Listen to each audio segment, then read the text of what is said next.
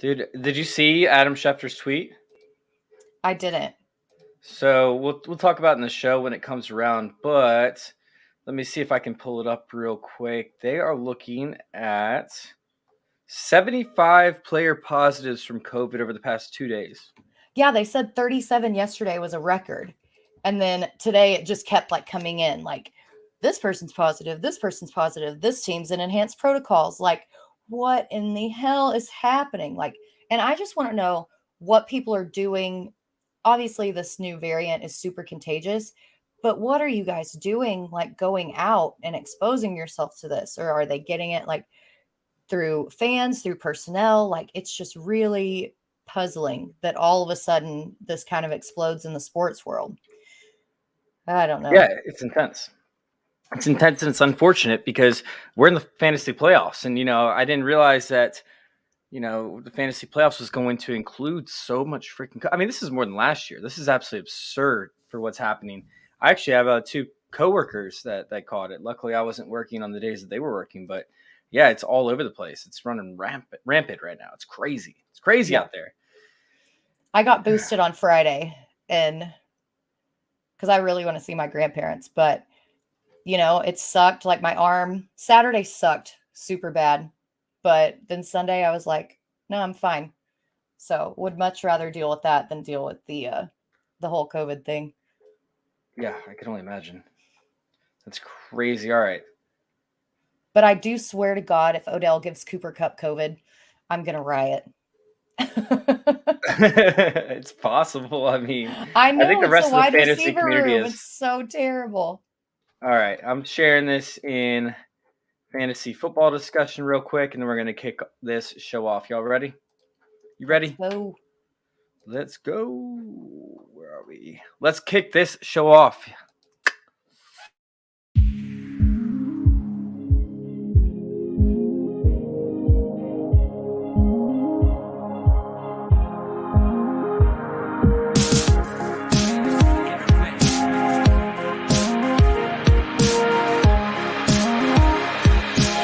This is Fantasy Intervention.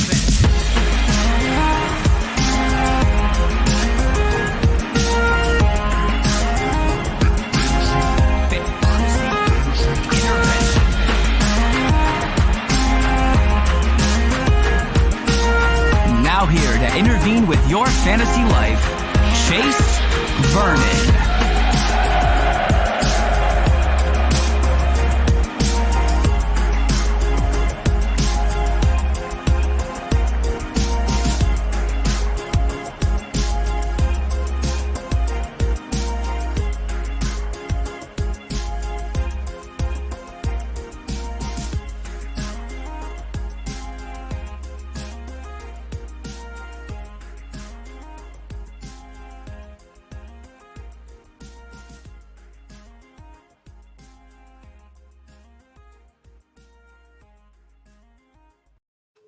What's going on, everybody? Welcome on into another episode of Fantasy Intervention, coming at you quick, fast, and in a hurry. I'm Chase.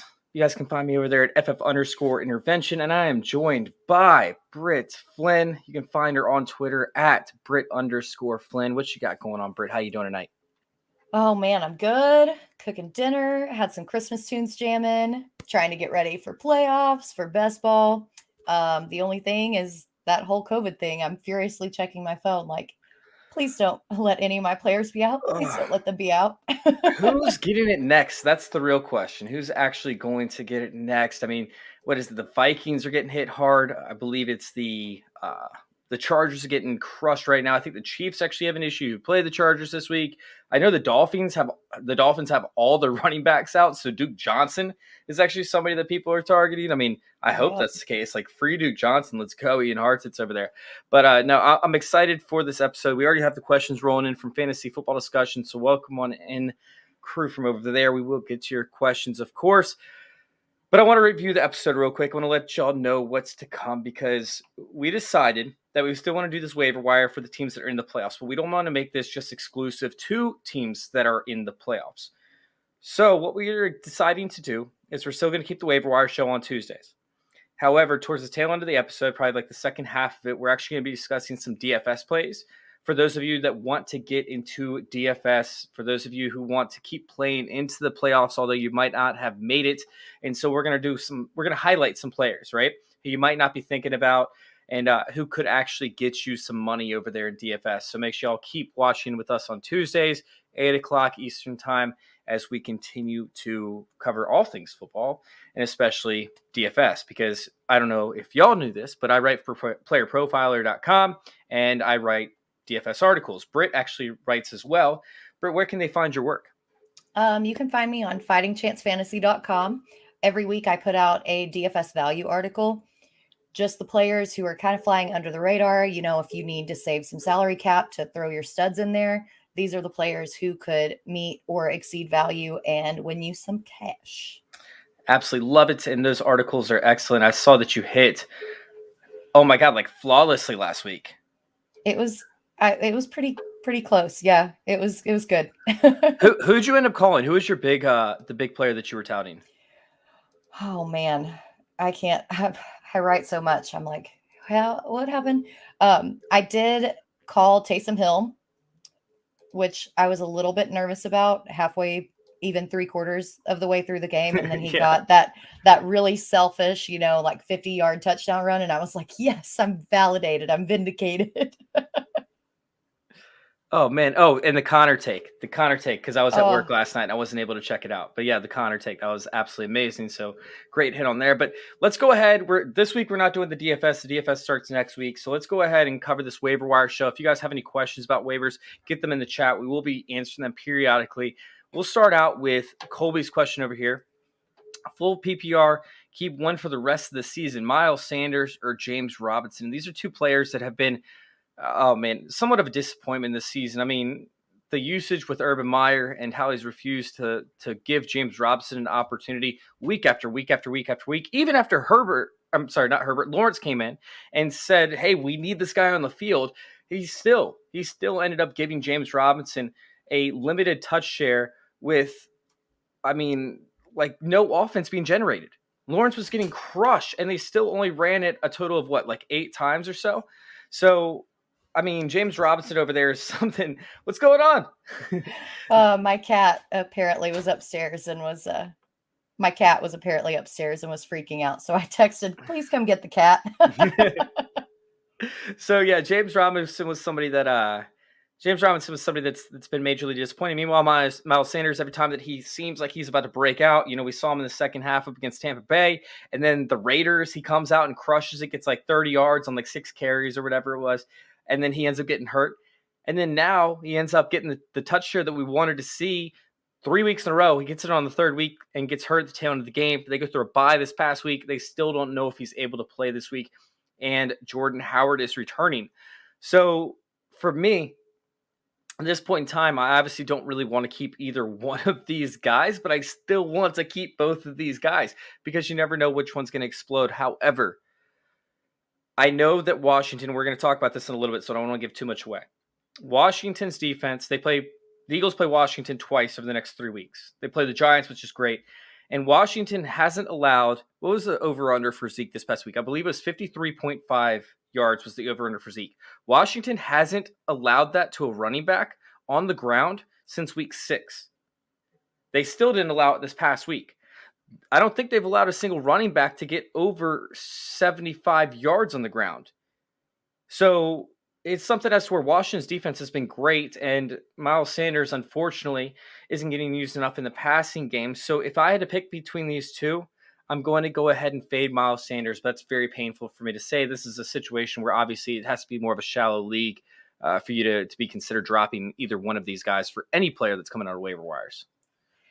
Yeah, at this point, it just comes down to trust. They're both very good players. They're great. They're just both in bad systems. Urban Meyer has no shame, no blame. Puts it on everybody else but himself, even when he is the vortex of the shit show that is in Jacksonville.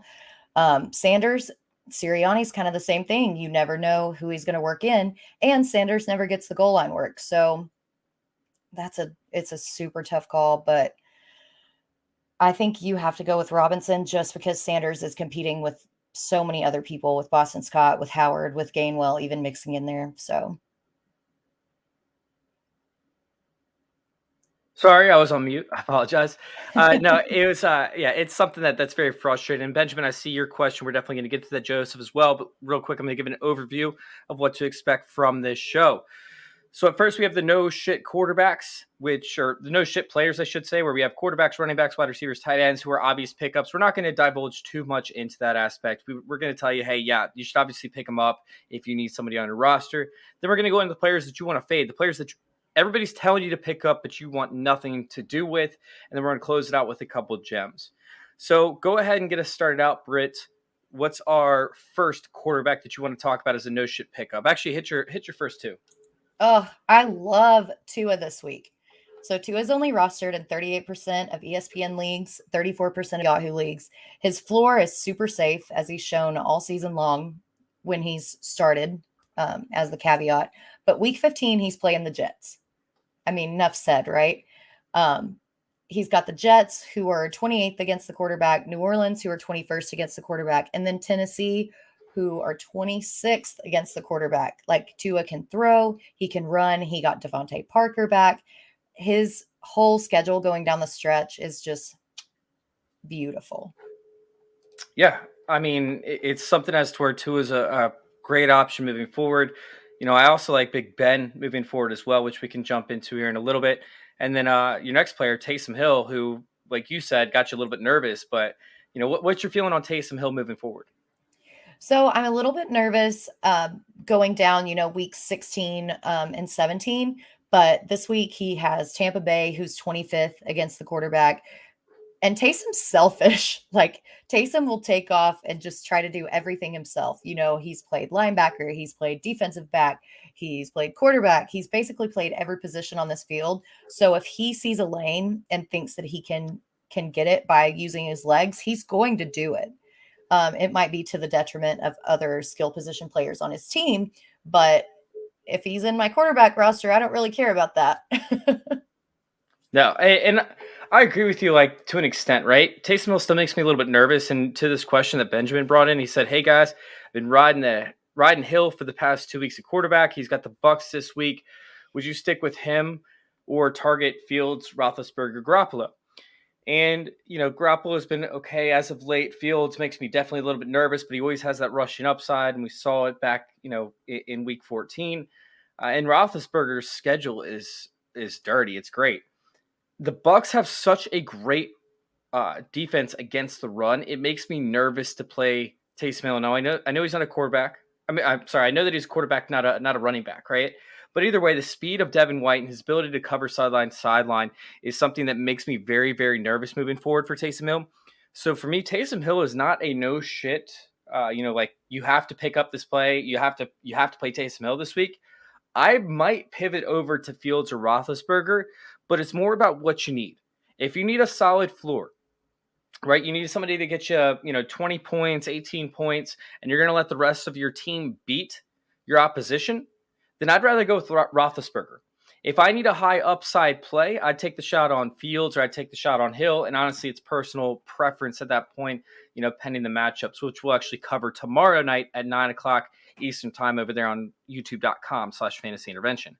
Go join us on there, guys. Go hit subscribe and like. And if you're over there on Twitter watching, we cannot see your comments. So go over there right now to youtube.com/fantasyintervention and hit subscribe and like and bring in those questions for us. But yeah, Benjamin, it's something that's tough right now for Hill. For your running back situation, Britt, what do you have over there for your no-shit running back, the running back that you obviously have to get on your rosters for this week 15? Oh, my number one is Rashad Penny. So we've all heard in the past, Pete Carroll's like, I'm going to get this person involved. He's going to have a lot more work. This week, he actually did it. He actually lived up to what he said he was going to do. He gave Penny the carries. Penny made the most of all those carries. He had 137 yards on 16 carries and 2 touchdowns. I mean, that's crazy. And then after he did that, Pete Carroll said that he'll continue rotating the backs, but, quote, Penny deserves the chance to be the primary option out of the backfield. Their upcoming schedule is just so beautiful. They've got the Rams, they've got Chicago, and then week 17, they have Detroit. They have Detroit in championship week. I mean, like, pick him up, fire him up everywhere. As long as Pete Carroll doesn't waffle and go back from what he's saying, I think Penny is a smash going down the stretch and a league winner, to be honest. Yeah, we definitely don't want Pete Carroll doing the wobble. That can end up breaking a hip. So I do see, by the way, that we have Joseph's question in the chat. Joseph, we are going to get there, but I'm going to save that for the next segment that we have with the quarterback situation. I definitely want to answer your question on that. But your next running back is Justin Jackson. This is a take that I hate, but I could not put it in my garbage pile of trash for the waiver wire pickups that I write for TrophySmack.com. So tell me about Justin Jackson. Tell me why you like him, and tell me why I should change my mind. See, it all depends on Eckler's status. He did get upgraded to limited a couple of hours ago, so this does kind of change from the time that I wrote this to now. But Justin Jackson is more of the pass catching back. We all know how the Chargers love to utilize their pass catchers, and their schedule going forward, if Eckler's injury either gets aggravated or is worse than we initially think, they've got Kansas City, Houston, and then Denver. So if you're looking, to handcuff Eckler, I would go Justin Jackson over Josh Kelly or any of the other backs in that Chargers backfield, just because Justin Jackson does have that pass catching upside. Yeah, I mean, so I really like Joshua Kelly, first off. I think he's an excellent player. I think that he lost his confidence last year, and I think he went through some mental issues in terms of, knowing that he can make it in the NFL, which once again goes back to confidence. However, with Justin Jackson, I understand that he could get the passing down work and whatnot. And, up against Kansas City, they're going to have to pass. Up against Houston, they might not have to. So that could be a Joshua Kelly week. And up against Denver, I really don't want to play either one. So as for Justin Jackson, Eckler's practicing like you brought up. And, when you typed this up, he obviously wasn't. But Justin Jackson could get hurt himself after just a few plays. I mean, I don't think he's seen anything north of 15 touches without getting hurt. I mean, this guy is the definition of injury prone. And I know that we shouldn't be using that and that doesn't exist. It does exist, people. Like, if you don't know how to take hits, and this was my biggest knock about CEH, right? CEH does not know how to take hits because he never had to take hits, because he was always the quickest person on the field. And he was so great at avoiding tackles. If you don't know how to take hits, a la Robert Griffin, right? Like, if you don't know how to take hits because you never had to take hits, then you don't build up a tolerance. You don't know how to take them when people do hit you. And Justin Jackson is one of those players. I mean, let's see. He saw 9 catches last week. Nine carries last week. That's the season high. He saw 15 carries without getting hurt. And then he saw 17 carries and he got hurt in that game. I mean, that was last year. The year before that, I mean, he barely even played. This guy is just somebody that cannot stay on the field no matter how bad we want him to stay on the field. He can't stay on the field. So I don't want to go out and spend the last little bit of my FAAB or my waiver wire priority over one of my competitors on somebody that I don't even know if can make it through the contest and who I probably don't want to play 2 of the next 3 weeks. So for Justin Jackson, he is more of a fade for me, although I think that he will be usable up against Kansas City if you're in an emergency situation. Maybe you had DeAndre Swift or something like that you need one game out of. Which that game we'll talk about shortly, because that was just a disaster. I can't. All right, so you got DAndre Johnson on here. So tell me a little bit about DAndre Johnson. Why should I go out and pick him up? So again, I wrote this before all of this COVID news busted out today. The O-line in Cleveland it's very decimated by COVID, but I think up against the Raiders, who are 31st against the run, he'll still get his. Kareem Hunt is doubtful, very doubtful for week 15 with an ankle injury. We're not sure how long he's going to miss, but Cleveland is such a run-heavy team that I think that both Chubb and DAndre Johnson will get utilized. They've got the Raiders, who are 31st against the run, Green Bay, who's 14th, and then Pittsburgh, who's 32nd. So depending on the severity of Hunt's injury, Johnson could be in play. Pick me, teacher. Pick me, because they're also 30th in the dump-off containment efficiency score, which gauges pass catching running backs and their ability to stop pass catching running backs. So you're talking about a dump-off containment efficiency score of a 7.52, which is in the 30th in the league. They're absolutely terrible at stopping pass catching running backs. And the reality is although they've played 18 pass catching running backs in the season, their pass catching running backs that they played are 19. They're allowing 11 points per game to pass catching running backs, which are running backs that run at least 10 routes per game. I mean, this is a dream matchup scenario for DAndre Johnson. And if the Browns see themselves up, they could pull Nick Chubb out of the game to keep him healthy for the playoffs. And you're going to see DAndre Johnson just tear up the fourth quarter. Let's go. Love it. I mean, they're basically going to have to run it also because, like I said, that O-line is so decimated. The pass rush of the Raiders is actually really good. And so I think Baker is going to be pressured. He's going to be hit into the dirt. He won't have time to go through his progressions and read everything. I think they're going to rely on that run game a lot, even more heavily than they normally do, just to protect Baker.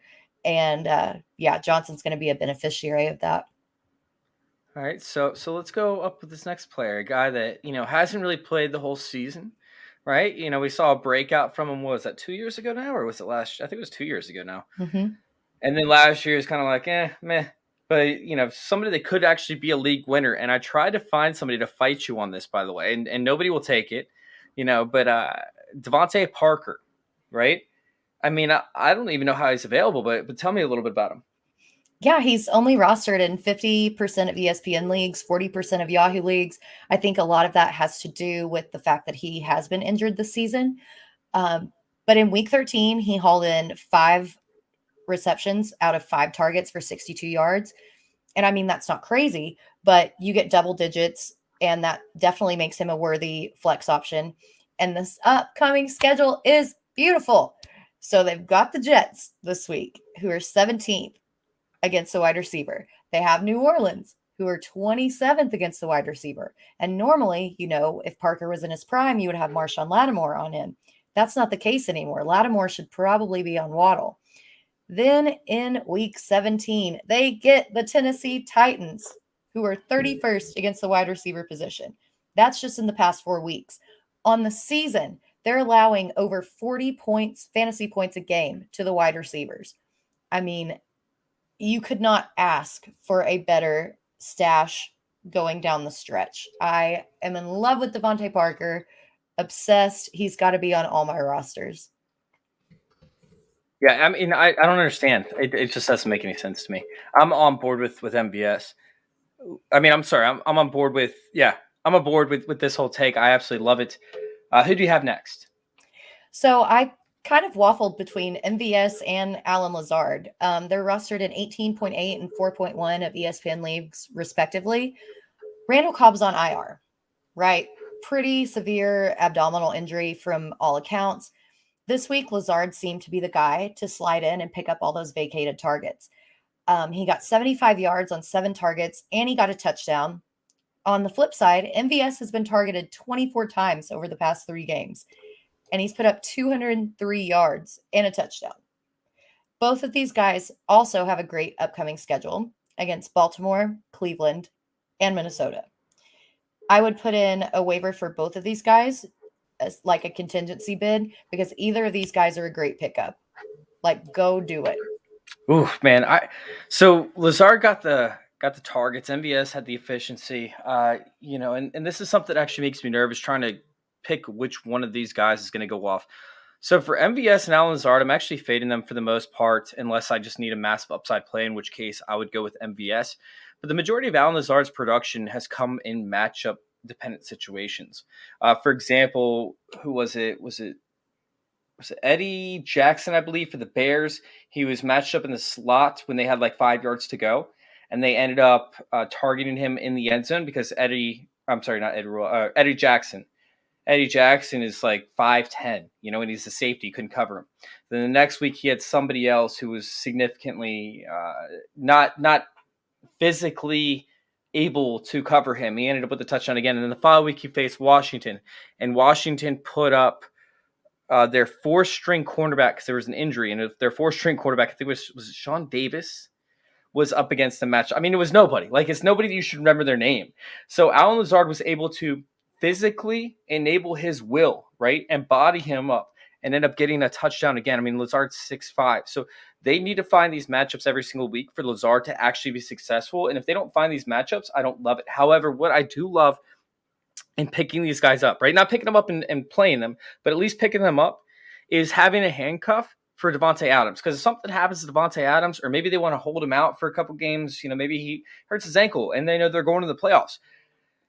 I love having this as a wide receiver handcuff, which I don't normally agree with. But in this case scenario, Rodgers is going to have to pass at some point. He's going to be accurate. I would pick these guys up as somebody to hold on to just in case of a Devante Adams injury, because Devante Adams has such a significant role in this offense. Or even just stash them, because as we've seen today, so many people are going down with COVID. It's crazy. Like, if you need somebody to just stash to plug and play, I mean, not even just for Adams necessarily, but it's all right. I heard everybody on Green Bay is actually on the Joe Rogan plan, so they should be good. All right, let's go ahead and hop over to Russell Gage, who is somebody that I can't get on board with. I know he's seen the targets and yada, yada, but I can't trust him. I can't trust him, Britt. Why should I trust him? See, I'll take my L here because I haven't trusted him either. But over the past few weeks, it's been consistent. Over the past 4 games, he's averaged 8 targets in each game, and he's put up double-digit PPR fantasy points in the past 3. The upcoming schedule is actually pretty good, too. They're playing San Francisco, who's 29th in the past 4 weeks against the wide receiver, Detroit, who's actually shockingly good against the wide receiver at 12th, and then they have Buffalo at 4th. So it's rough the next 2 weeks, but obviously if you need a plug-in for someone who has COVID, somebody who's injured, week 15's matchup is nice. I wouldn't necessarily, drop a bunch of FAAB on it, but if Gage is out there, he's going to be a good play against San Fran. God, their secondary is so hurt too. So you do bring up a good point. Oh man, I do see Jamal. What's going on, Jamal? Man, how you doing? You're in the chat. You asked a question about Rashad Penny, which we already talked about. We love Rashad Penny moving forward. This is such an awesome pickup for Rashad Penny, but we talked about it back 2 weeks ago. We talked about it again this week. And, Rashad Penny's been somebody that I've been all over since October 20th, I think was the date that I posted my first Rashad Penny thing about you have to grab him for the end of the season. And, he's been paying off. So I will say that Amon-Ra St. Brown, we will cover here very soon. So don't hop off. And yeah, Joseph, we didn't forget about you. We still have you coming as well. Let's go ahead and hop onto your tight ends, and then we'll get on to Joseph's question as we go on to the players to avoid. So your tight end over there is Tyler Conklin, who, God, he's been so hit or miss this year. I mean, you talk about a player who just, like, if you find the right matchups, he's great, but without the right matchups, it's a whole different animal. However, with Adam Thielen possibly being out, I mean, what are we looking at over here for Tyler Conklin? Well, when I was researching him, I was actually kind of surprised about this stat. He's 3rd in targets on the team this season with a 13.7% target share, and that's with a healthy Adam Thielen. Everything's consolidated in this offense. Everything's so consolidated. Yeah, it's kind of crazy, but we go over this every week. The tight end position is so messy. Unless you have one of these top tight ends, you're basically rolling dice with anybody who you pick up off waivers. And Conklin, to me, has the safest floor and the most opportunity for upside. It's true. I mean, he does have the opportunity and the volume and the upside. Like, everything's there for it to make sense. What's the schedule moving forward? Did you see that? They're playing the Bears, the Rams, and then the Packers. I love it. Yeah, that's awesome. I mean, Chicago, ever since they played the Steelers, has been very porous up against the tight end position.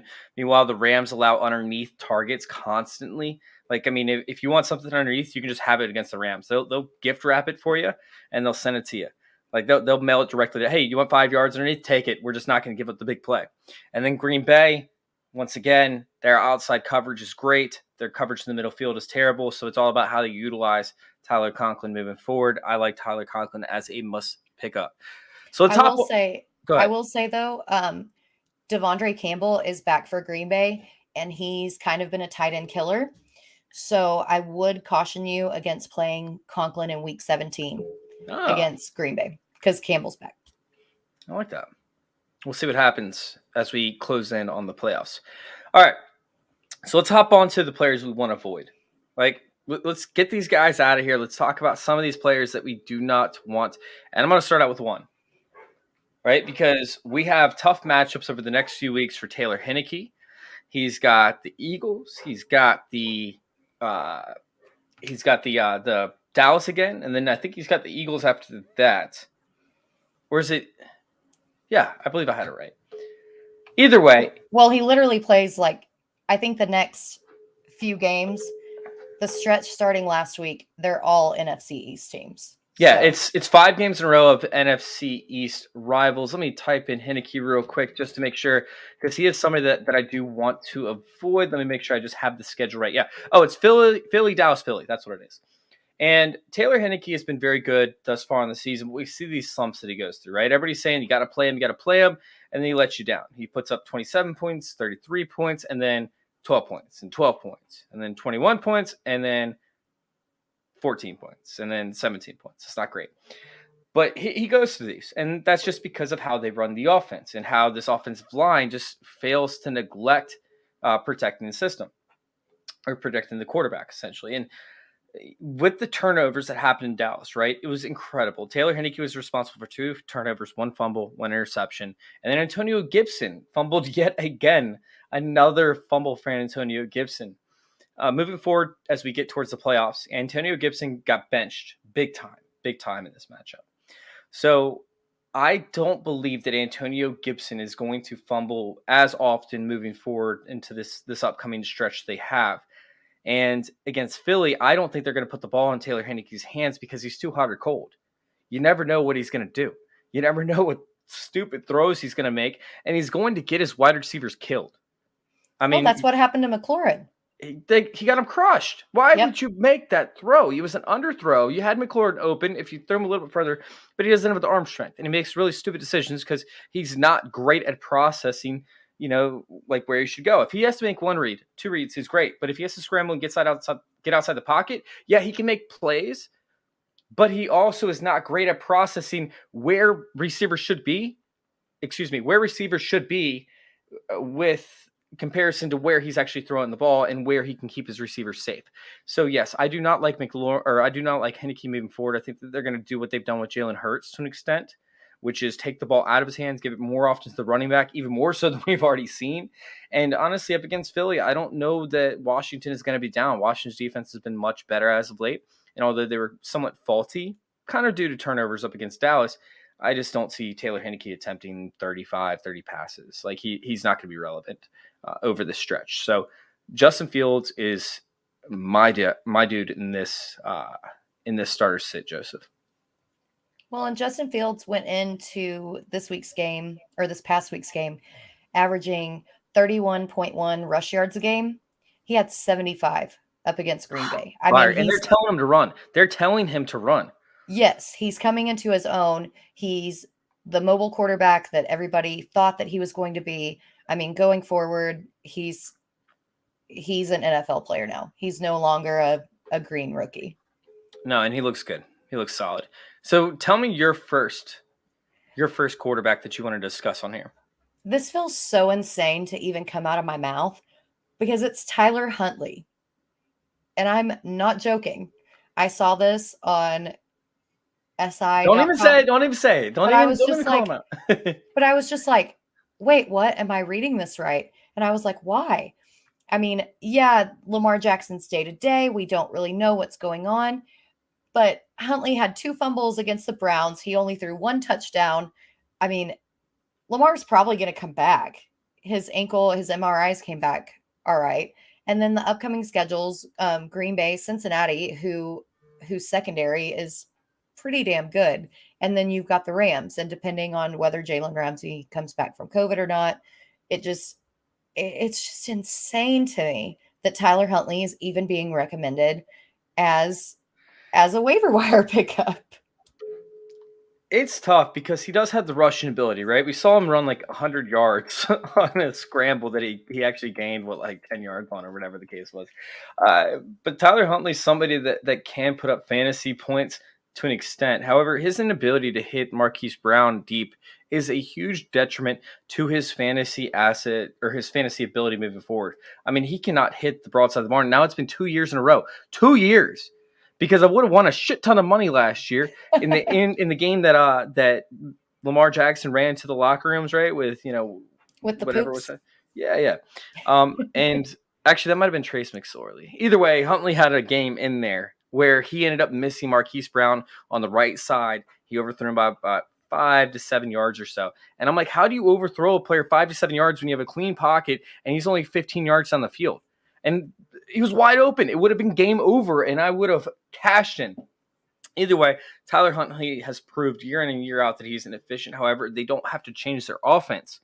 They don't have to change their offense for Tyler Huntley. So moving forward, Tyler Huntley is okay at being an NFL quarterback, arguably. However, you do not want him for fantasy because although he has this quick twitch ability, I don't think that his straight line speed is enough to get you the yards needed in order to make it worth his interceptions and his inefficiencies at quarterback. So Tyler Huntley for me is a major fade. Don't fucking touch him. Get off Tyler Huntley. Seriously, guys. Like, if you roll out and pick up Tyler Huntley, even in a 2-quarterback league, you're asking for punishment. Like, you're in a BSM or some shit. I don't even know. Let's hop on to the running back position because we both have this hate for this one quarterback. And real quick, let me give Marcos a heads up. Marcos, tomorrow night, we have a show at 9 o'clock Eastern time that we actually answer the starter sit questions. I haven't started my research on this upcoming week. We're more so looking at waiver wire pickups and deeper plays. Obviously with T. Higgins, Cordell Patterson, Herbert, and Rodgers, those guys aren't on the waivers, so I haven't really had a chance to look at them. However, we will end up covering some of these guys tomorrow night. We would love for it if you join us, and we would love for you to actually stay and watch the rest of the show. So let's go ahead and hop over to the running back position, the number one biggest bullshit on this entire waiver wire pickup that everybody's touting. And it makes no sense to me because it's driving me nuts. And I'm going to let you, I need to take a deep breath. So I'm going to let you start out with your take on him first, and then I'm going to go ham. I'm going to go in on him. I need to take a deep breath too, because when this happened, just watching this game and watching this unfold, I was like, what the hell is happening? So it's Craig Reynolds. Everyone's like, oh, he did so well, blah, blah, blah, blah, blah. It's not Jamar Jefferson. It's not Igwebuike. But like, didn't we learn our lesson on trying to put all of our eggs in the terrible Detroit basket, right? And have you seen the metrics on Reynolds? So this is notwithstanding Swift, who could possibly come back this week, Jamal Williams, who could possibly come back from COVID. Let's just look at the athleticism of Craig Reynolds. There is none. What are you talking about? Let's look at the athleticism. 4.72, 40. And he's in the 16th percentile of the speed score. And I wrote in the show sheet, what the actual fuck are people advocating him for? I can't figure it out.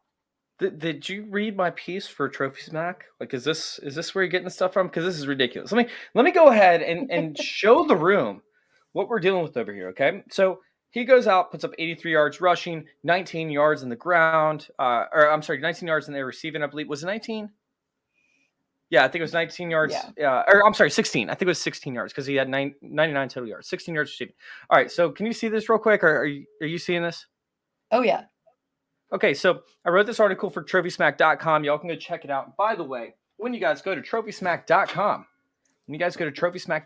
y'all can get one of these legit ass belts. These things are freaking stupid legit. You guys use promo code CIRCLE at checkout, TrophySmack.com. And as long as you have a trophy or one of these legit belts, right, in your cart, you'll actually get a free ring that's valued at $60.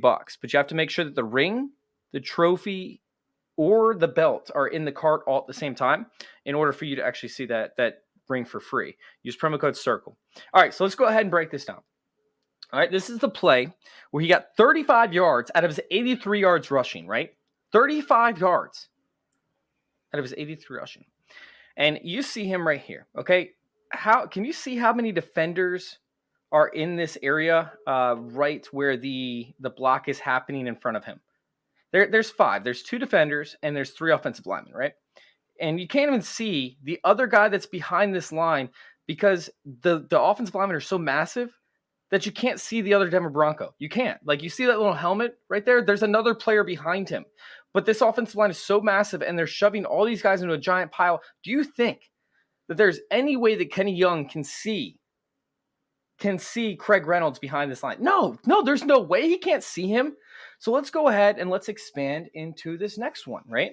Where all of a sudden you have a guy now who has a jump step on Kenny Young. Kenny Young is now 2 yards out of place, and now he has an offensive lineman in front of him. In addition, the offensive lineman grabs his arm. Kenny Young is in the middle of the pile, and Kenny Young is now at somewhat full speed, or at least probably 70-80% speed, while Kenny Young is getting pushed back. He ends up, quote-unquote, breaking this tackle, which he didn't have a chance to break the tackle anyways. He didn't break the tackle. He literally fell onto him. The offensive lineman, the left guard, pushed him into the running back while still holding one arm. So he tried a one-arm tackle, and that was called a broken tackle. Sure, it was called a broken tackle. You're trying to tackle a guy high because you're trying to get back into place. You don't have time to get down low and try and take the legs out from underneath him. So then, on top of that, if you go back and watch it, right? Actually, you know what? I'm going to pull it back up again. I'm going to pull it back up because I need to talk about this. All right? Like, I need to get it. I want you to look down here at the bottom of the screen. You see number 21? Okay, he's backpedaling. That is, I think that's Darby, right? That has to be, I think it's Darby. Anyways, he's backpedaling, okay? And he catches a guy that's running at full speed at this point, or 70% speed, 80% speed. He catches him from behind and keeps him from getting a touchdown. Why do you want this running back to be the guy that you're relying on as you go into the fantasy playoffs when he can get caught from behind from a dude that's probably 7 or 8 yards away while backpedaling, but yet can still accelerate and catch up with him from behind, and he only gets 35 yards on an 83-yard run. I mean on an 83 yards total on the day. Like, this is not the running back that I want as a handcuff. Meanwhile, you have Jamal Williams, who's most likely going to be back for this week. If not, no big deal. It's not the best matchup regardless, right? And then after that, you have DeAndre Swift possibly coming back. And then you have a guy who only got 2 targets on, I think, 18 routes run. Correct me if I'm wrong. I mean, sure, it was like a 13% target share on routes run, but that's still not great. Yeah, I know he caught 40 passes in his final year at college at the bumfuck of nowhere that he went to school. However, you're sitting there talking about your fantasy playoffs being reliant on a guy who was unathletic, who obviously can get caught from behind, who was on a practice squad for multiple years. And that's who you want to put your fantasy playoff. You guys remember Mike Boone? Do you remember Mike Boone? I love Mike Boone. Mike Boone is one of my favorite running backs, and yet he was still losing people championships. I think it was week 16 or week 15, right? The semifinals. He did not allow you to get in. And this is a type of player that every single year we see people be like, oh, you know, they're trying to keep their player healthy. He has the athleticism. They know what we know what they're going to do. Oh, you gotta grab this guy in waivers. He's going to win you a championship. Get the fuck out of here. Don't bring that shit. All right. Craig Reynolds is so far off from being a league winner. You need to get your head out of your asses because he's not going to do it. You might as well be wearing a Post-it note on your forehead with a gigantic L if you pick up Craig Reynolds. Was that over or under 15 minutes on the rant? Just curious. It was under, but just barely, I think. All right, let's go ahead. Jamal. Sorry, Jamal. Oh, that's great. Jamal goes laughing my ass off. Craig Reynolds. Damn, you're going off on Craig. Yeah, I mean, I can't, man. I don't want to lose you guys money. I don't want to lose you guys championships. So I got to make sure I'm very firm on my stance when it comes to do not roster these types of players. Same goes for Wayne Gallman. People are picking up Wayne Gallman right now because Alexander Madison is out. It's like, what are you doing? Like, even if Wayne Gallman is active, he's not going to be good enough to win you anything. I mean, Wayne Gallman couldn't even, get playing time over Mike Davis or Quadre Olison. Quadre fucking Olison. Nope. Anyways. Let's go ahead and hop on to this next player that you have because I have him too. I'm going to let you start again because I need to take a breather. You need to breathe. You need I'm going to pour some whiskey in this tank, glass I think. in a second. Let's go. I'm just going to keep drinking this terrible beer. Oh, so I have Boston Scott. He's rostered in 17.9% of ESPN leagues, 22% of Yahoo leagues. And it's kind of the same thing like with Craig Reynolds. Why would you waste your time with anyone out of this Philadelphia backfield? This is talent notwithstanding. This goes to a whole scheme of how your offense is running, what your coach wants to do.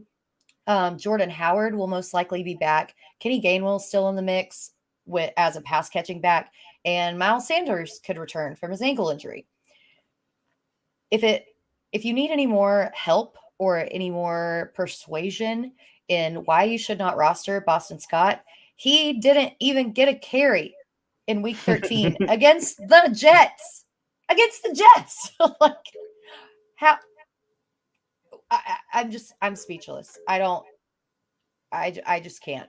Nobody in that Philadelphia backfield is worth rostering for me. I don't care if they go off, because as soon as they go off the next week, they're going to give you a bagel. So I don't know if you remember this, but for years now, right? The Colts been saying we're going to play the hot hand at running back. That's what the Colts said. Marlon Mack, Nyheim Hines. You remember that year before Jonathan Taylor came on? And for the start of Jonathan Taylor's career, we're going to play the hot hand. You saw Nyheim Hines play the majority of the snaps in the beginning of the season, only to see Jonathan Taylor get hot late. And then, obviously that was a whole different story. Jonathan Taylor took over. He never got cold again. They've always had this philosophy. And obviously with Sirianni, he came from the Colts. Same exact philosophy. So it's whoever gets hot. And to sit there and say that Boston Scott could get hot, that's great. But the Eagles have Washington twice for the next 3 weeks, and the Giants in the week between. The Giants, sure, you could consider playing him there. But, I mean, do you really know that he's going to be the player that gets hot? Or is it going to be Jordan Howard? Or is it going to be Miles Sanders back? Or is it going to be Kenny Gainwell? We don't know. What we do know is Washington has been great up against the running backs, which I talked about at the beginning of the show. They've allowed no more than 53, or the over-under for Zeke, like I talked about at the beginning of the show, if y'all missed it, was 53.5.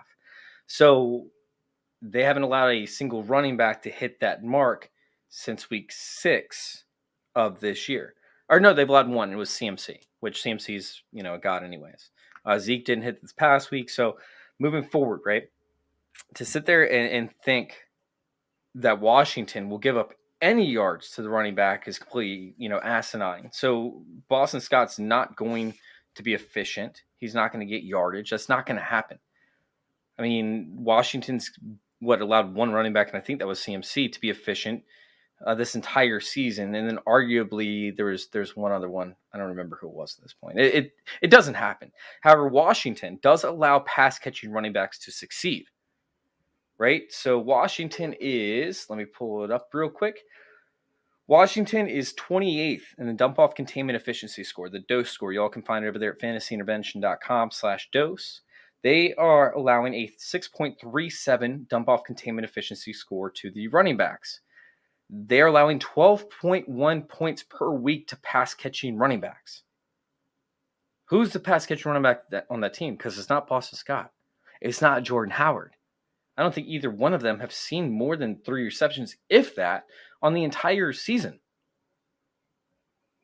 It's Kenny Gainwell. And you have Kenny Gainwell for 2 of the next 3 weeks being a relevant option. Meanwhile, in between, it's not going to be Boston Scott. You guys are wasting your FAAB and asking for a complete implosion of your entire team if you decide to pick up Boston Scott or Jordan Howard. I would much rather allow your opponents to pick up Jordan Howard and pick up Boston Scott and allow them to play up against them. So that way their whole entire team just implodes and falls to pieces. And then you can go ahead and win. You could put up no points from your other running back position, and you might still score the same as Boston Scott and Jordan Howard combined.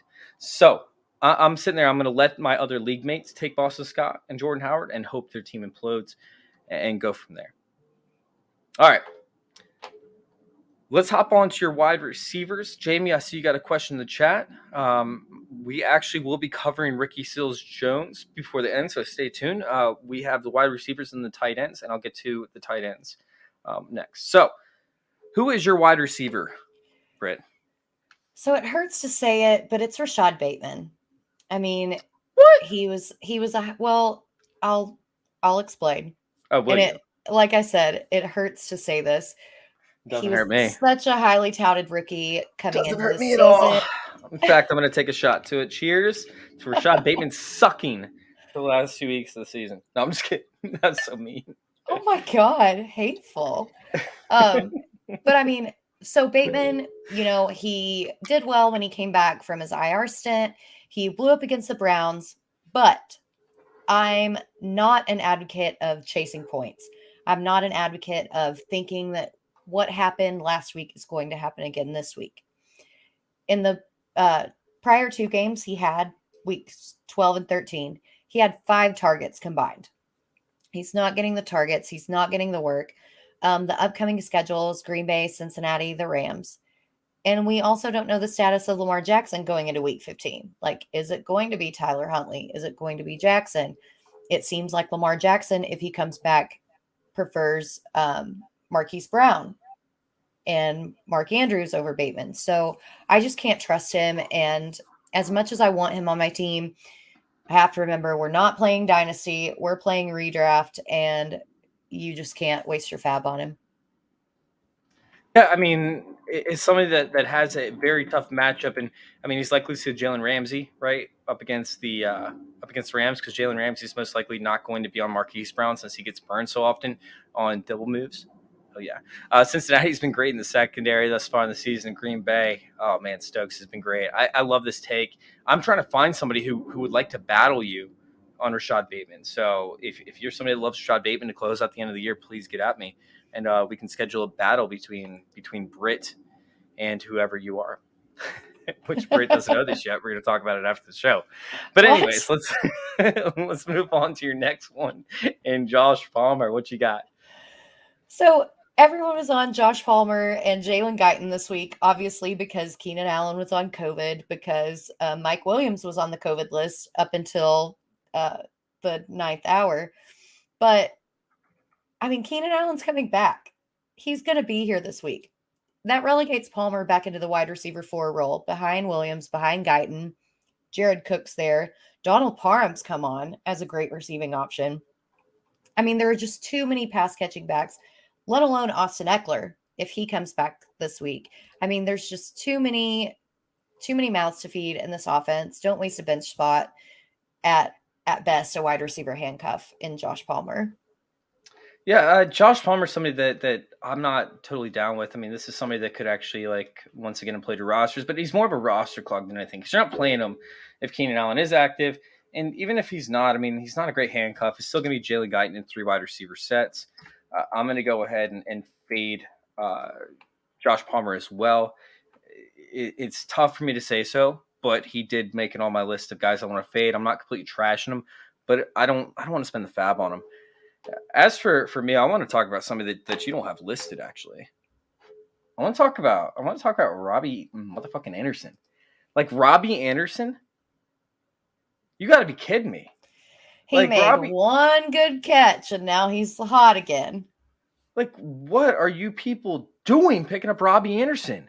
This is absolutely absurd to me, because Robbie Anderson, he's been somewhat flawed throughout, like, this entire process, and also flawed with how they're using him, and it just doesn't make any sense. I understand DJ Moore has this, like, ask about him, right? Like this flair, but he also has a hamstring injury, so he has no flair. Now Robbie Anderson comes in and he gets the majority of targets, and he crushes this past week. But the thing is, he's been getting targets the entire year, and he hasn't done anything with them. And now you have Cam Newton, who got benched twice. He didn't just get benched once. He got benched twice last week. He got benched in the second quarter, right? And then PJ Walker comes in, throws an interception, so he comes back in the game. And he gets benched again in the fourth quarter. How do you bench somebody and then put them back in and then bench them again a second? Cam Newton is terrible at playing quarterback. Quarterback musical chairs. It's and absurd. And they fired Joe Brady. Like Joe Brady was the problem. They fired Joe Brady after the bye week. They had a bye, and they fired him on Sunday after their bye. It was like he played that week, and they were like, "Oh yeah, we lost last week, but that was actually today, so we're gonna." It was absolutely absurd. It was like out of nowhere, and it makes zero sense to me. Now, Jamal brings up in the chat real quick. I want to bring this up. Robbie Anderson is one of the biggest letdowns of the season, and he is to an extent because of his usage last year. However, DJ Moore was seeing coverages from 2 and 3 guys. Once they brought in Sam Darnold, who was able to run and still throw okay. Sam Darnold was not, I mean, he wasn't good, but he wasn't horrendous like he was with the Jets. He was able to free up middle linebackers from covering the underneath from DJ Moore. And when he did that, he was able to see an increase in targets because he was only getting double covered instead of triple coverage every time. It's something as to where Robbie Anderson has to be in an advantageous situation with a quarterback that trusts him and that doesn't want to overextend the ability to have interceptions, right? Like, he's not going to be Aaron Rodgers where he's going to trust, like, regardless of what quarterback's there. He's not good enough to have his quarterback trust him to make contested catches and whatnot. He has to be almost like wide open to an extent, which is why the route tree that he played last year allowed him to be successful, and why Curtis Samuel was so valuable to this offense last year was because they weren't able to double cover him at any point. So we normally got the secondary cornerback in single coverage. So with that being said, Robbie Anderson got a bunch of targets this past week, but do I want to rely on a quarterback who got benched twice for a CFL quarterback to be the guy that I'm going to rely on for the fantasy playoffs after he's seen multiple weeks of over 7 or 8 targets and did nothing with them? Hell no. Get me the hell away from Robbie Anderson. Just get me off. Like, that didn't sound right. Just don't do it to me. And let's go ahead and avoid Robbie Anderson altogether because he's not getting me off. No, I agree with Jamal. He is a huge, huge letdown. I expected way more from him this year, both with Darnold and then with Cam coming in, because he has rapport with both of them. So I just don't get it. It doesn't make any sense. All right, so let's go ahead and let's bring up your next receiver, because I think you have one more before we hop into the tight end position. And this is a player that I like, so I'm very hurt that you decided to put this in this section. I mean, it broke my heart. Yeah, we touched on it earlier with DAndre Johnson. We kind of talked about Cleveland's woes at the offensive line position, and so I have Donovan Peoples-Jones with the. I'm gonna say COVID again, but with the news of all the COVID cases popping up in Cleveland, DPJ has appeared on several waiver lists just because there's no Jarvis Landry, there's no Austin Hooper. So Baker has to have somebody to throw to, right? But I don't think that's going to be the case. Cleveland's missing basically its entire offensive line, and Baker's going to be knocked on his ass, like over and over and over. Like, Max Crosby is going to be in his face the entire time. He's going to be pressured. He's not going to have any time to throw the ball. He's going to throw interceptions. And even if DPJ is down there trying to run routes, get open, whatever, it's not going to matter because Baker's not going to have time to throw the ball. And it sucks because Baker Mayfield is one of the worst guys at completing passes outside the numbers. And that's where DPJ thrives. But we've seen them still have a connection. They are connected, Britt. They're connected like this. Like they're connected. And they've shown this connection before. And in training camp, they showed it. And I know they have not still met up in multiple weeks, and they haven't made eye contact and said, hey, I want to take you out to dinner. But, it's still like, hey, how's your mama doing? But it's still there. They still have this thing, and it showed the past week where he took, 5 receptions for 90 yards to the house. And they don't have to have a volume because Donovan Peoples-Jones is so good. He just brings this level of efficiency that's just there. It's just Baker is so bad. And you're right about the offensive line, and you're right about Donovan Peoples-Jones not being able to get downfield because Baker Mayfield is not going to be able to see him because he's sitting on his ass. The play is going to be done. However, with Jarvis Landry out, right, there's a possibility they use him underneath a little more often, especially on third downs when it's 3rd and 5s. And Donovan Peoples-Jones, I mean, he's good enough to take a 3rd and 5 where he sees a 5-yard target, and he'll probably bowl over at least like 6 or 7 players on his way to the end zone. If they don't have all 11 guys guarding Donovan Peoples-Jones, I mean, dude, he could easily have probably 450 yards receiving with like 6 touchdowns in 1 week. So I love how you're nodding your head as if I'm just like, I see where you're coming from, but I don't think that's going to happen. I'm just kidding. I'm kidding.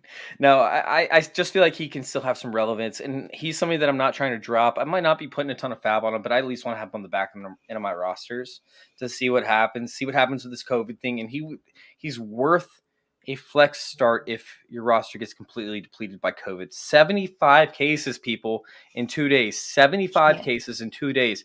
You got to get a little bit desperate, and that's why I'm not trashing Donovan Peoples-Jones, because of his upside ability to provide fantasy points versus a guy like Barrios or something where I don't see the upside there with Zach Wilson. All right, let's hop on to the tight ends I want to trash because I want to talk about Ricky Seals-Jones real quick. We did have somebody on Twitter that wanted to bring up Ricky Seals-Jones. So, Trophy Smack, if you're in here, if you're watching, leave us a little comment over there. Love to see you guys in here. But I want to talk about Ricky Seals-Jones.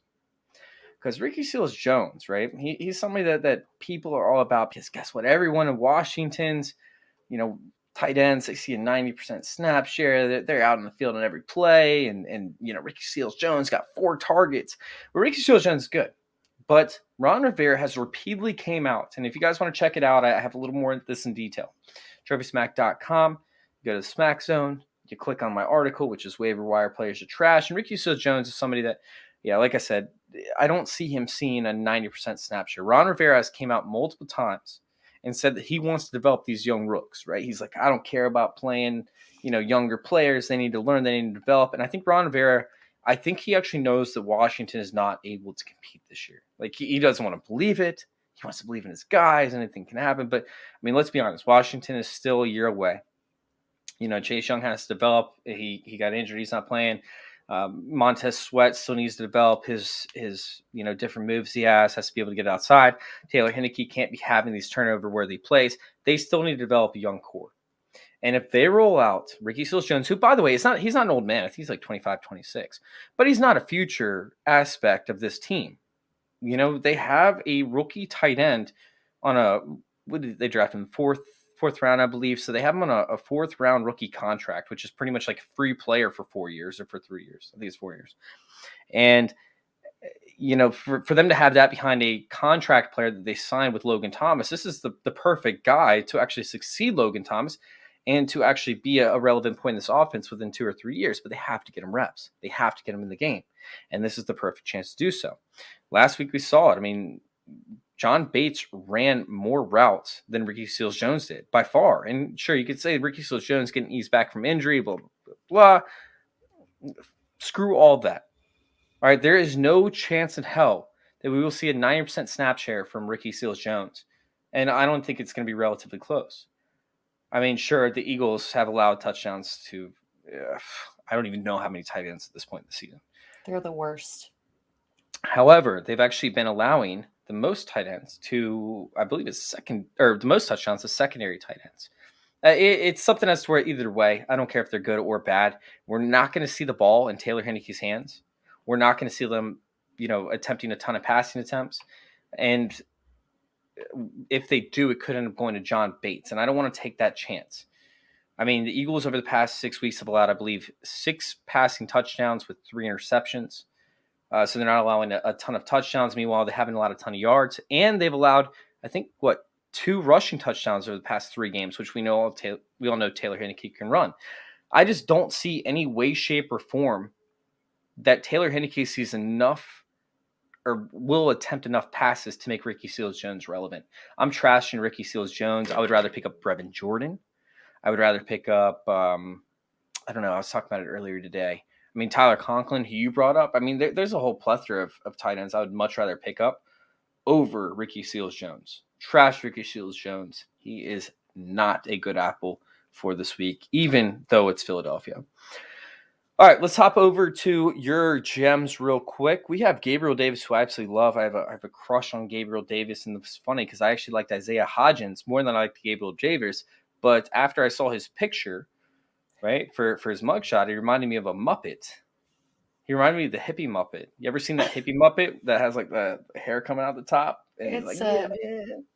Oh man, I can't remember the name of him, but yeah.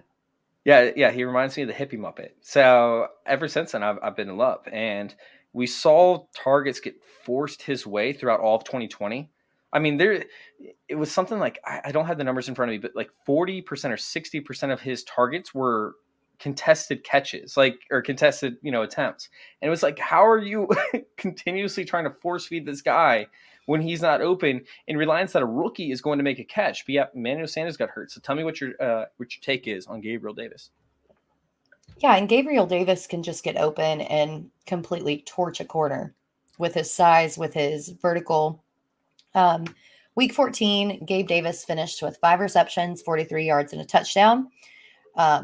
But what's more impressive from week 14 for me is that he ran routes on 80.6% of Josh Allen's dropbacks. And then we have Emmanuel Sanders out with the sprained knee, which will most likely keep him out of week 15. I absolutely love Gabe Davis. At the beginning of this season, he was in my second year wide receiver breakout category. I love his athleticism. I love the system that he plays in. Sure, it took him, most of the year to get going, but I think he's going to be a dude who can put you up some sneaky high points down the stretch. Yeah, I love it. I absolutely love that pick. And then, oh my God, look who's next. I didn't even see this. I swear to God, I did not see this player. I am so excited to talk about him. Oh my God. Well, I'll just introduce him. I have Brevin Jordan. So obviously he's a rookie. He was a healthy scratch the first 7 games of the season. But over the past 6, he's scored 3 touchdowns. He's really getting the looks. The other tight ends in Houston are becoming more of a blocking tight end role, whereas Brevin Jordan is becoming more of a receiving tight end role. And his upcoming schedule is at Jacksonville, the Chargers, and the 49ers. Don't necessarily like the 49ers in week 17, but the next 2 weeks are pretty much smash plays. Plus, you have Davis Mills in as opposed to Tyrod Taylor. And I'm just going to let you take it away because I'm really interested. I need another rant in my life. Again, you really want another rant?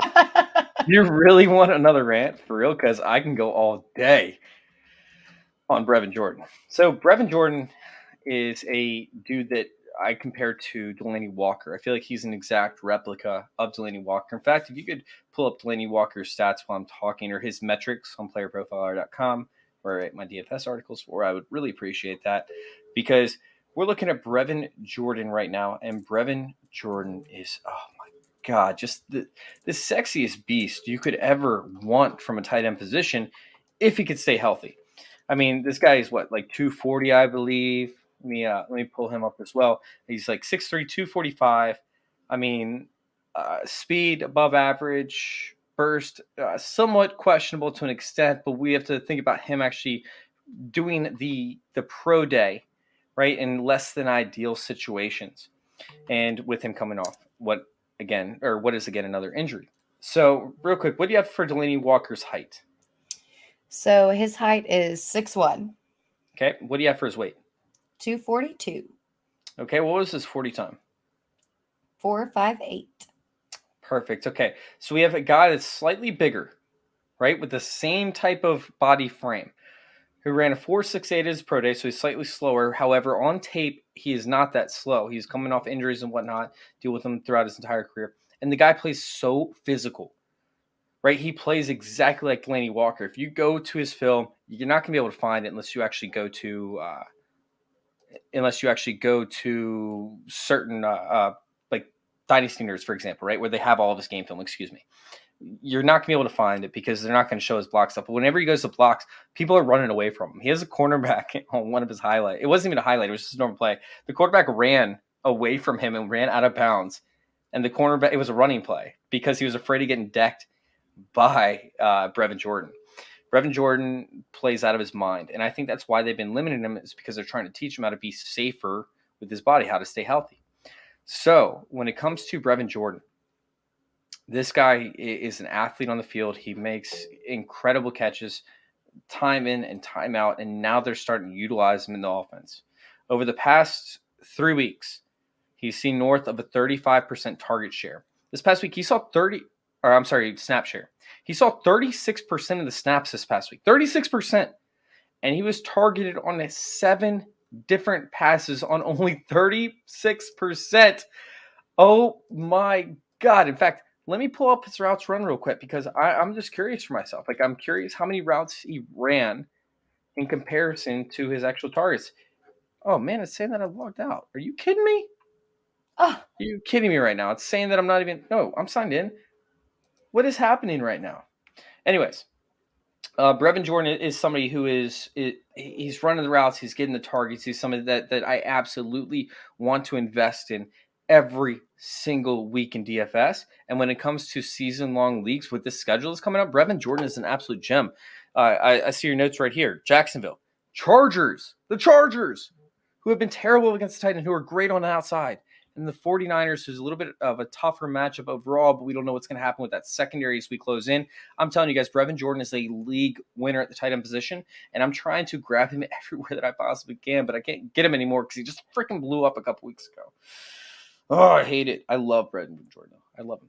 Love him. Brevin, if you're listening, I love you. All right. Let's go ahead and let's get out of here. I do want to answer this last question from Jamie. Sorry, Jamie, for taking so long. If Hooper and Hawkinson are out this week, who's a better pickup, Seals-Jones, Doyle, or O'Shaughnessy? Doyle scares me. Well, Shaughnessy's like a really bad like slot wide receiver. Like, he's really bad. Like, he's not very good at being a wide receiver, but they try to use him as wide receiver because they don't want to use tight ends. And it's infuriating. Like, and he gets so many targets. Go pick up Brevin Jordan, Jamie, unless you're asking about our league, because if you're asking about our league, I might actually already have him. Anyways, who would you like to pick up and play in this upcoming week? Or well, let's say pick up. Let's say invest in. I mean, maybe it's not this week. I think out of those, especially for this week, it would be O'Shaughnessy because they are facing Houston. Houston's secondary is can't go into all the details right now, but they are close to number 200 overall out of everybody in their secondary, basically across all metrics. So if you're looking to exploit a matchup, it would be O'Shaughnessy this week for me. I agree with you, especially because Kruger Hill has COVID right now, or is in and he hurt a knee. Protocol. He got carted off with a knee injury as well. Ooh, I didn't see that. Maybe that's what I saw, not COVID. Anyways, that's it's both. It's literally both. Oh, sweet. Because my husband picked him up in our high money league, and of course, if you guys watch the show, you know that that's something that we go back and forth about. I'm like, I don't care who you pick up, just talk to me about it first. So he picked him up, and he was victory lapping over him. He was before such a good halftime. pickup. He was such a good pickup. Before halftime, and then he got carted off with a knee injury. And then yesterday we found out that he was on the COVID list as well. So I was like, we got a double dose of shit with him. Yeah, and I mean, typically he plays the running back, right? He tries to cover the running back out of the backfield, so that might actually turn the dose score for Houston. Houston's been great at covering pass catching running backs, even though they haven't really had to. They still have done great when they have had to, and that's mainly because of Kruger Hill. So that could change everything for this whole Texans defense. We have to see if it's the system or if it's the player. But to that point, he still ends up covering the tight ends on certain routes. I might have to adjust everything on this defense because he is the leader. When you have a center point to an offense, it's like a quarterback in her. Like, we talk about Lamar Jackson, how certain players are relevant. Now you have, Tyler Huntley coming in. Like, they have to adjust the entire system, which makes every single player lose value. And on defense, O'Shaughnessy could actually have a week, although he's not great at playing wide receiver. He's still a decent tight end, and you still could see the targets. I'm going to go with O'Shaughnessy as well. I'm sitting far away from Doyle. He could explode. We just never know when. And Ricky Seals-Jones, pump the brakes on that one. So, with that being said, we're going to get out of here. Unless anybody has any more questions. Britt, where can we find you? Well, you can find me at fightingchancefantasy.com. My weekly DFS value article should come out on Thursday or Friday. You can find me at the Calm Before the Storm on Sunday mornings doing start-sit questions. We are actually starting the lightning round tomorrow. We're transitioning into the playoffs, the playoff format. And tomorrow morning, I will be putting out an article about post waivers, just in case you didn't get the guy who you wanted on fantasyintervention.com. Let's go, Britt. Love it. And you all can find all of our content over there. Join our circle _ on Twitter. Y'all can also go find me at FF_intervention on Twitter. Make sure y'all go check out my articles over there, playerprofile.com and Trophy Smack. Big shout out to you guys. Y'all are killing it. Fantasy football discussion. Thank you guys for joining. And Dynasty Nerds for my rankings. Hey, Jamal, I really appreciate you, man, coming in, by the way. If you're still here, appreciate you tuning into every episode. I'm thinking about doing something special for the people that have tuned into the majority of episodes. Jamal, you've been one of them. Jamie, big shout out to you as well. Of course, you've been one of the most reliable people. I've noticed Marcos, I believe, in the chat quite a few times. Benjamin, you've been here as well. Colby, I know you've been here. So we're going to do something for you guys at the end of the year. I haven't figured out what I'm going to do, but I appreciate you guys coming in, and we're going to figure out something, whether we bring on the show if y'all want to or something along those lines. But appreciate you guys. Thank you all for tuning in, and thank you guys for letting us intervene with your fantasy football life. We're out.